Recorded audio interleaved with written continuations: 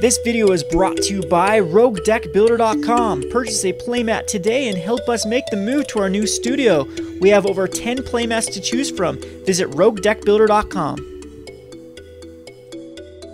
Hi there, it's Kevin with Roguedeckbuilder.com, coming in with our number 1 card from our top 10 list that we are going to miss post-rotation.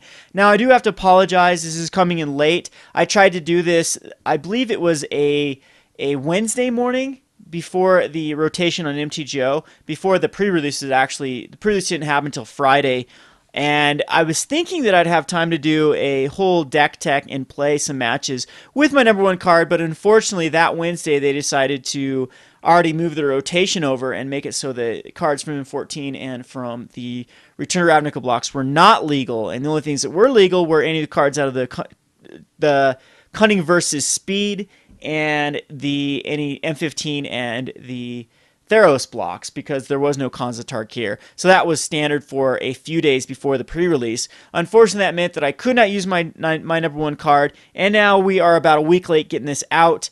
And I thought I'd show you a deck that I would have put this in, but I'm going to have some actual matchups with a new brew that I'm doing instead. And we'll just go over my number 1 card. I think this is an obvious one. This card, as one of my commenters on my YouTube page said, that this particular card was like catnip to me. And I'll have to agree with it, because there were so many decks that I made with this card. It usually was a card that I wanted to brew around. It's a very fun card, so much synergy, and without further ado, number 1 card, drumroll please, is Hidden Strings. Hidden Strings was my favorite card. In fact, it might be my favorite card ever printed, as just so much synergy. I know that it does see a little bit of play in Modern here and there in a kind of a ramp type strategy where you're untapping a bunch of lands with, I'm trying to think of the Utopia Sprawl, that's the card they use it with. So Hidden Strings and Utopia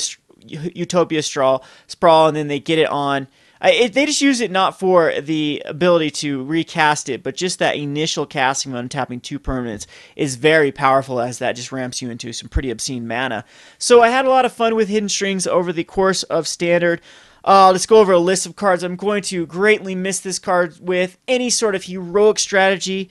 Agent of the Fates, of course, is my favorite heroic card to abuse Hidden Strings with. Any sort of inspired strategy. Cards like Painseer was very fun. We had Meletis Astronomer that I tried this card out with. Any sort of casting a spell type strategy, I would so look forward to actually using Hidden Strings in prowess type strategies. Other than you just get the initial prowess, casting 1 spell for free, getting those prowess counts up, and then getting some value out of Hidden Strings. I don't know if it'd really get much value off of the casting it again after the attack damage, but anywho, it would work with prowess nevertheless. I mean, it did work with Nivik Cyclops. It tapped down blockers, plussed up Nivik Cyclops, and then you could attack in and whatnot. But the card that I'm going to miss Hidden Strings with the very most is probably Young Pyromancer. That card became so out of control between Akron Crusader and Young Pyromancer. You could get some just obscene amount of tokens out and just overwhelm your opponent in that direction. So Hidden Strings is going to be my number 1 card that I'm going to miss, and I guess we still have it in Modern, possibly even Legacy, that we can toy around with this card and see if it is powerful enough for those. So anyway, as promised, I am going to load out MTGO and show you a list that I am running currently that I think is very well positioned, and Hidden Strings would want to be in this deck, but unfortunately, we're going to have to go without it. So let's load this up. This is UI Heroes in the Standard format. Now, there is a deck going around like this that uses Hero of Irios, and I chose not to go Hero of Irios. I chose to go just plain spells and then utilize more of a prowess type strategy with Seeker of the Way. This card I might actually want more of in the format, but right now I'm just using 2 of them because our 2-drop is a bit loaded with the Ordeal of Thassa's and the Battle-Wise Hoplite, which I think is just a little more powerful than Seeker because you can eventually get it above Anger of Gods. And then we have some pretty awesome tech in this. We have Stubborn Denial as our counter magic. So this is going to work like our Mana Leak. Counter target non-creature spell unless control pays 1. But if we have a Ferocious card, which should be quite easy in this deck to achieve, then we get to flat out just counter it. So at 1 drops, I am going to use the favorite Hoplite and the Soldier of the Pantheon. I thought about using Laguna, the 0-4 heroic guy, but again, if Soldier doesn't pan out, we'll go ahead and throw in Laguna, because Laguna does... Let's just load up that card right now. Let's find the Laguna. I believe it's... Let's see. Heroic. Let's find this guy. Laguna Band Trailblazer. So this card is, whenever you cast a spell that targets Laguna Band Trailblazer, put a +1 counter on it. So it's a 0-4 for 1 mana. Pretty powerful in the format. You get a 0-4 blocker out immediately. It's just going to get bigger and bigger. It's out of Drown in Sorrow and Anger of Gods range immediately. And then they have to deal with it with other means. Right now the format is very slow, using Hero's Downfall and Bile Blights that sometimes don't come out on time. And we're going to try to just get one guy out and protect it. We have a whopping 4 of God's Willings, a whopping 4 of Ajani's Presence, as well as 2 of Feet of Resistance. Now, I thought about running a 1 of main-boarded Battlefield Thaumaturge just for the Ajani's Presence, but it just didn't seem feasible enough. Again, I might throw this in. There is 1 in the sideboard. We can definitely check out this card, and it does have some cool little synergies with like Glimpse of the Sun God and Icy Blast as well in the sideboard, as you can tap down unlimited amount of creatures. Now this Icy Blast, I think we can just safely just put in another Glimpse instead of Icy Blast. I thought I'd try it out because it doesn't allow them to untap, but I think Glimpse is just so much better in this deck than Icy Blast, as you can actually target your own creatures with Glimpse of the Sun God to trigger off their heroic. So anyway, for other creatures in this, I'm going to run a 1 of Aryok Bondkin. It's a 2-1 with Outlast. With Outlast creatures have first strike. We're going to just use this to give our other creatures first strike, basically. It's pretty easy to put like in Ajani's Presence on a creature as a little bit of a combat trick to then give first strike. We also, speaking of the Outlast type ability, we also have an Outlast. We have the Abzan Battle Priest in the sideboard, as well as, I believe I was messing around with the flyer, but maybe I ended up taking it out. No, it is in the... We do need to add the flyer, the other Outlast dudes, so I'm going to go ahead and either put it in my main board or my sideboard. It's the Outlast is the Falconer. So we need a Falconer. Maybe it is over. Let's see. I thought I put one in here. Sort by converted mana cost. Let's see. So Falconer gives our guys evasion. It becomes each creature you control with a +1 counter has flying. So again, our guys are going to have flying. I'm going to mess around with this card. I'm just going to throw it in the sideboard at the moment, and we'll go from there. I guess I can take out...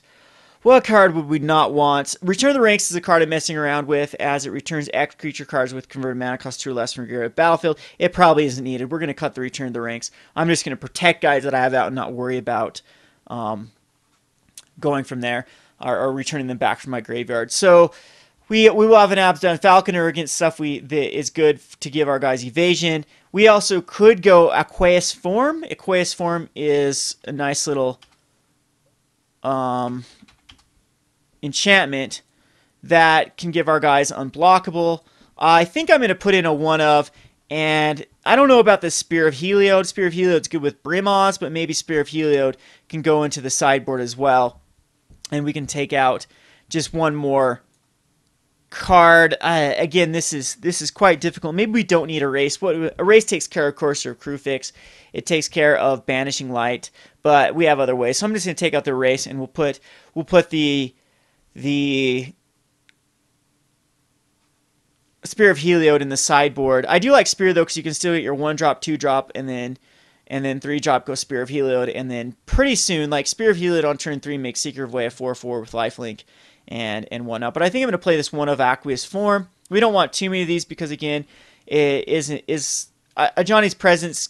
Or not Ajani's Presence, excuse me, the God's Willings and the Feet of Resistance kind of work as pseudo-unblockable as you give them protection from a certain color, and then they can get through. So other creatures we're going to curve out with is a 2 of Brimaz and a 3 of Fabled Hero, and hopefully, and then Battle-wise, Hopwhite is going to help set up our hand so that we don't draw too many lands or we get enough. Our other card drawing engine is Ordeal of Thassa, which will help us find what we need. We have other counter magic in the sideboard. We have two of Swan Songs that are quite powerful, two of Disdainful Strokes, and I'm thinking of adding even more counter magic.